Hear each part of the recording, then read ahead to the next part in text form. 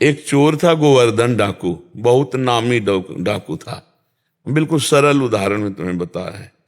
तो एक दिन राज कर्मचारियों ने उसका पीछा किया, अब वो भागा, घोड़ा भी छोड़ दिया, पैदल भागा। तो एक जगह देखा बहुत सत्संग हो रहा था, कथा हो रही थी।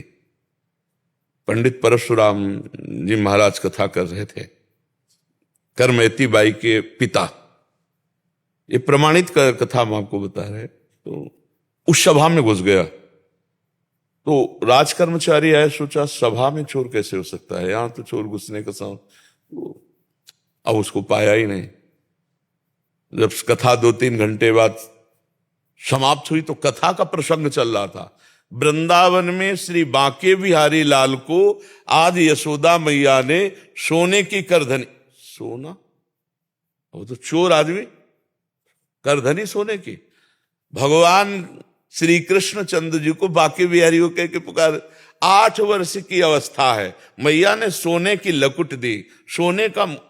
अरे इतना माल एक साधारण, और गाय चराने अपने सखाओं के साथ जा रहे हैं। कथा समाप्त हुई, नजदीक पहुंचा, चाकू निकाली, पंडित परशुराम जी के गले में लगाई, पता लिखो। ये जो इतना धनी बालक का वर्णन कर रहे थे, पता लिखो। उन्होंने देखा तो उनका डाकू है जो मेरा नाम सुन करके भयभीत हो जाते हैं, हमारा नाम गोवर्धन डाकू है। कहा भैया इतनी तुम्हें जल्दीबाजी क्या है? बोले पता लिखो। केवल कहा? बोले मथुरा क्षेत्र वृंदावन, बाप का नाम नंद बाबा, कन्हैया, गाय चराने।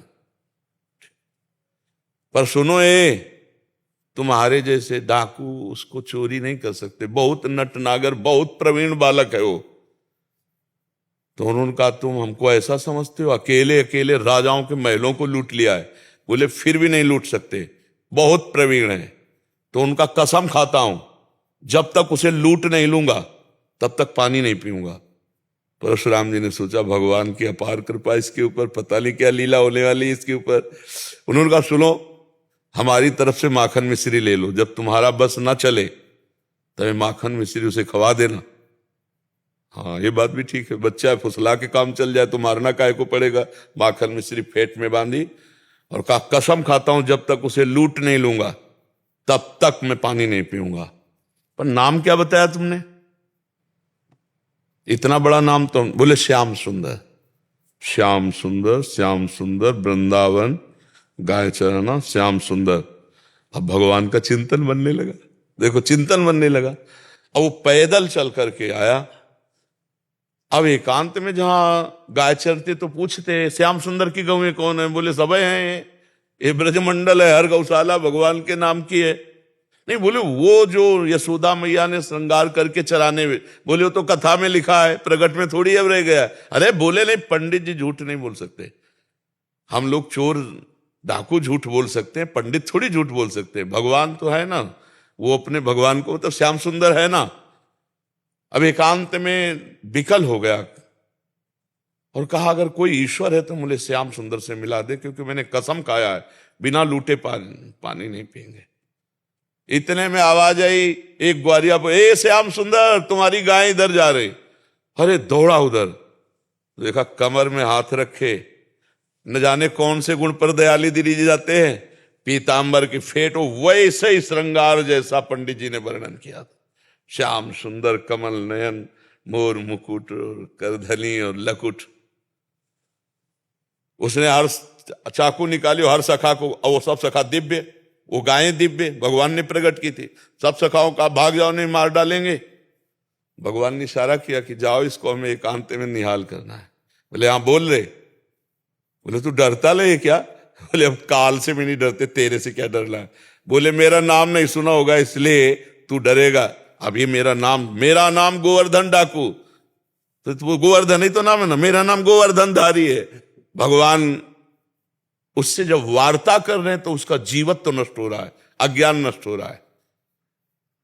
उन्होंने देखा बड़ा प्रवीण पंडित जी कह रहे थे माखन मिश्री खवा के काम कर ले। बोले सुनो, भगवान ने कहा अच्छा ऐसा प्यार करते हो? बोले प्यार के लिए नहीं, ये सोना चांदी जो पहले ये उतराले के लिए। वो कहा ये तो वैसे ही उतार देंगे, लाओ तुम्हारा। माखन मिश्री खाई और कहा थोड़ा तुम खाओ, और जे भी भगवान ने चखाया उसे भगवत अज्ञान हो गया। अब भगवान को साष्टांग दंड, प्रभु प्रभु। एक बात सुनी कि कन्हैया गाँव में चला रहा है, चल पड़ा, कसम खा ली तो भगवान मिल गए। यहाँ जीवन व्यतीत हुआ जाता है, हलवा पूड़ी खा करके दिनचर्या का बैलेंस बनाते रहते हैं, तो भगवान कहाँ मिले? जब भूख प्यास सहकर केवल भगवान के दर्शन के लिए, तो भगवान उसी समय प्राप्त हो जाते हैं। हम लोग सुनते बहुत हैं, समझदार बहुत हैं, नहीं करना चाहिए ये भी जानते हैं, लेकिन भजन ना होने के कारण हम उसको उतार नहीं पाते हैं। भजन शुरू करो, अभी बात बन जाए। नाम जप करो और निश्चय करो कि मुझे इस मार्ग में चलना है, तो पापाचरण नहीं करना है, गंदी बात नहीं करनी, किसी को दुख नहीं देना, किसी का अहित नहीं करना, तो मंगल शुरू हो जाए। अभी दिव्यता आने लगे अंदर, अंदर की दिव्यता, ये बाहर शरीर का राग छूट जाता है। समझ पा रहे आप?